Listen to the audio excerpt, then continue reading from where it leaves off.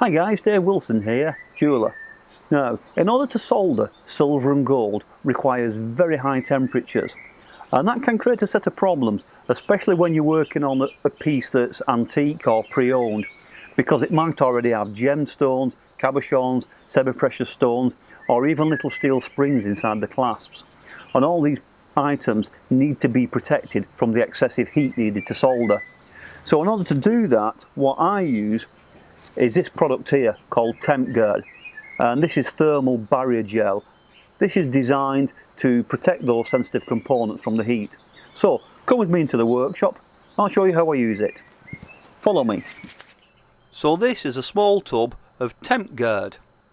It comes in different size tubs and you need to keep it sealed, that's very important. And it's a strange kind of green paste.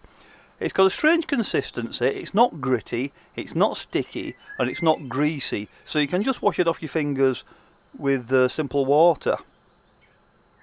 One of the most common uses for this is when you're repairing a ring. So I've got here a small ring with an inset blue stone. I'm not entirely sure what the stone is, but the point is it could be sensitive to heat, or it could be glued in with adhesives. Either way, I want to protect it from heat whilst I'm soldering the ring.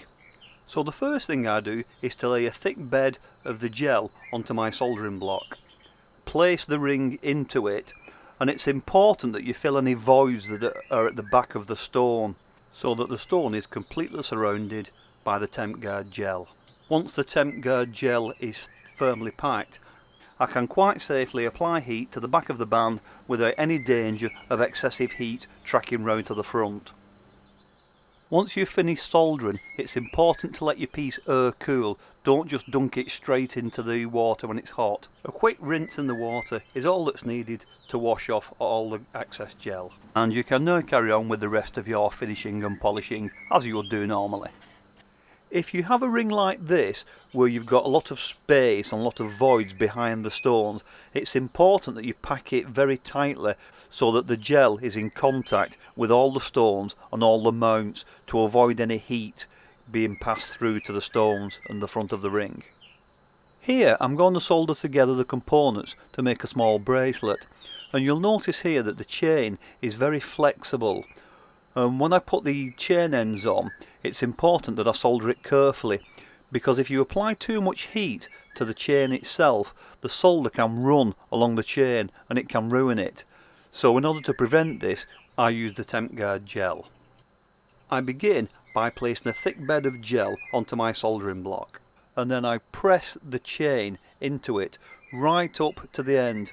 You'll note here that the clasp on the end has been crimped on and it's been filled with solder paste, so it's firmly in position but it's ready to be soldered. I'm now pushing the gel into the chain and pressing it so that it fills all the voids and gaps in the chain. I want every link to be covered in the gel. Finally, I cover the whole piece with a thicker layer so it prevents any heat tracking along the chain. With the chain now protected, I'm free to apply heat to the end to solder it without any danger of the solder running and tracking along the chain to ruin it.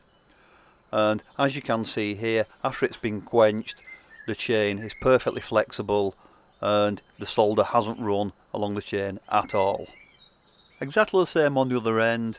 I pack the chain, solder the end, and when I pull it out of the gel, you can instantly see that the chain is flexible and soft and it hasn't been ruined by the solder running along it.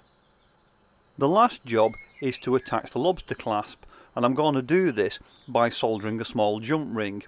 Now, having attached the chain ends, I don't want to desolder them, so I want to protect the chain ends from excessive heat. But also, in the lobster clasp itself is a small steel spring, and excessive heat can ruin them because you destroy the springiness. So I want to protect the end of the chain, I want to protect the clasp, and I want to protect the spring inside it. So simply I pack everything and just leave the jump ring exposed. I can apply the heat, solder the jump ring, and everything else is protected.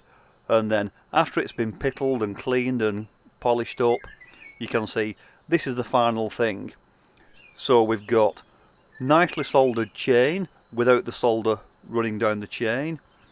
We've got a nice clean soldered jump ring, and we've got a nice strong springy clasp.